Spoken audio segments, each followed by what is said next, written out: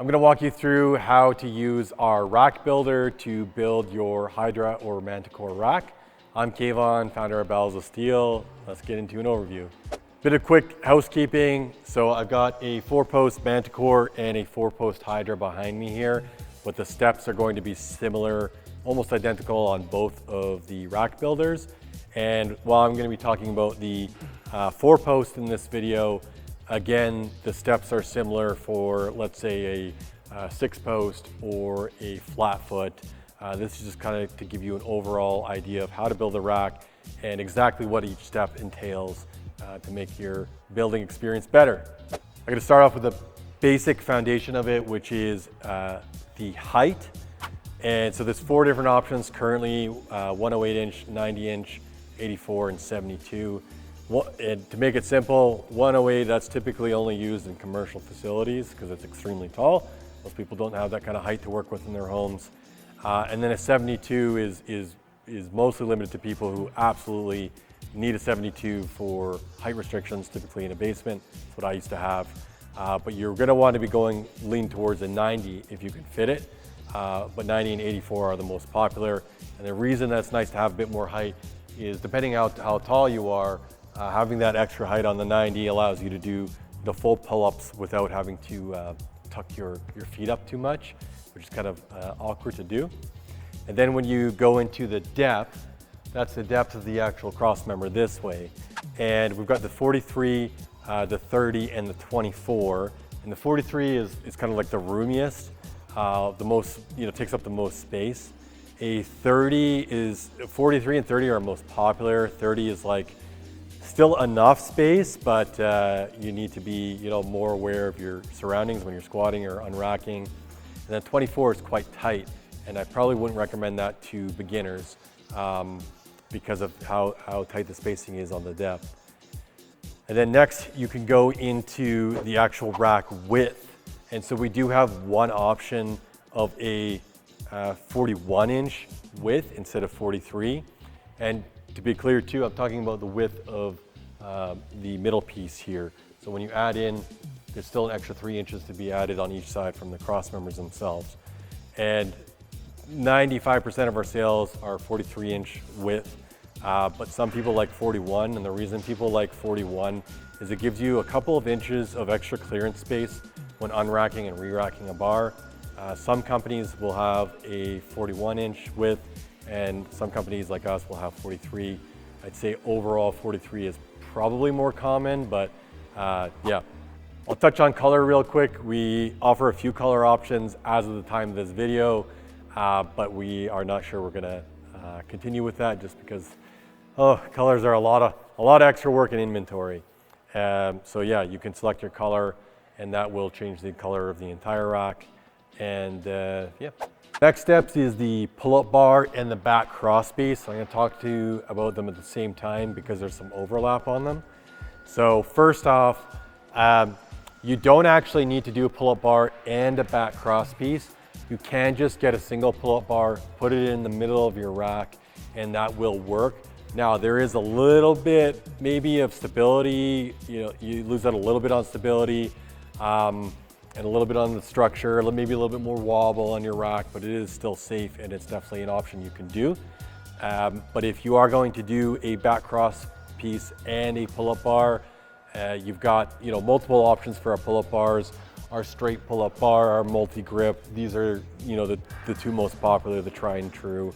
And then we've got things like the globe pull-up bar, and then we've got the adjustable pull-up bar.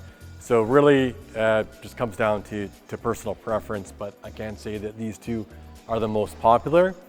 And then on the back cross piece, well, if you're so inclined, you can add an additional pull-up bar on the back cross piece. So if you do want, a globe pull-up bar on the front and a straight pull-up bar on the back, you could do that. Adds a little bit more versatility.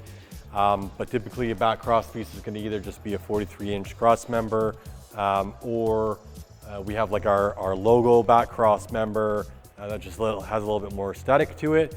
But yeah, the back cross piece kind of serves the purpose of aesthetic and a little bit of structural stability. And I will quickly mention on for the width, the 41 inch width, there is limited options for the 41-inch width. Your back cross piece option is either a 41-inch width straight pull-up bar or a 41-inch back cross member. Next, you're going to go onto your rack safeties, and again, this is going to be kind of really comes down to personal preference, and I'll link to a video below about like selecting rack safeties and selecting J-cups. But yeah, core of it is though, if you do want 2 stations on your rack, for example, you can get spotter arms for the outside of your rack, and then something like safety straps for the inside of the rack. And then you've also got pinpipe safeties as an option, and our flip down safeties, which are here as well. Now we'll talk the J-cup step. So you've got currently 4 different options: your roller J-cups, your classic standard ones, your sandwich ones, and monos as an option. I actually strongly recommend getting 2 pairs of J-cups for your rack. It is so nice to not have to continuously reset them for squat and bench and what have you. And you can label your rack and make markings of where you bench and squat off of, but it is really nice to have 2 pairs, and so you can select 2 pairs on this step. Next is going to be getting into our attachments. So you have to select everything that I mentioned before you get to the next step, which is attachments. And so it starts off with our big attachments, and there's a dedicated section for our lat pull down, our Smith, and our Kraken. And the reason that they have their own kind of dedicated section is because they're a little bit more complex. And on our back end, we have to configure them to match whatever you've selected previously. After these big ones, you get into kind of the smaller, more fun strength attachments, your dip attachments, your steel rope pads, things like that. And then you're going to click. You can choose as many of those as you want. They're not required. Same with the big ones. And when you've selected all or none of the ones that you want, you click the next button. Next step is going to be storage. So these are going to be your plate pegs, your bar holders, things like that. And you, again, don't have to select any, or you can select as many as you want, as well as multiples of the same thing. And don't neglect your storage. It is such a wonderful thing to have in a home gym. It makes the flow of your workouts much better, keeps it tidy and organized, gives you a good place to work out. And the last one is going to be additional hardware. These are things like your extra nuts and bolts and your extra wrenches, like if you need a wrench for assembling these, it's in there.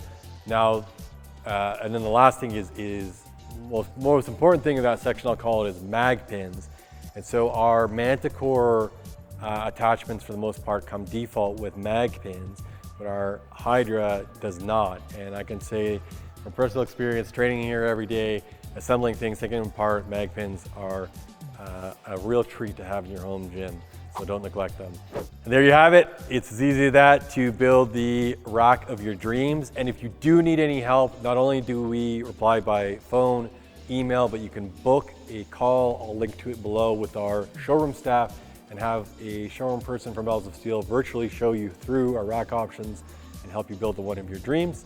If you want to shop our racks, click the links below and let the gains begin. I'm Kevon, founder of Bells of Steel. I hope you loved that video. And if you want to check out any more of our products or follow us on social media, click the links below in the description and let the gains begin.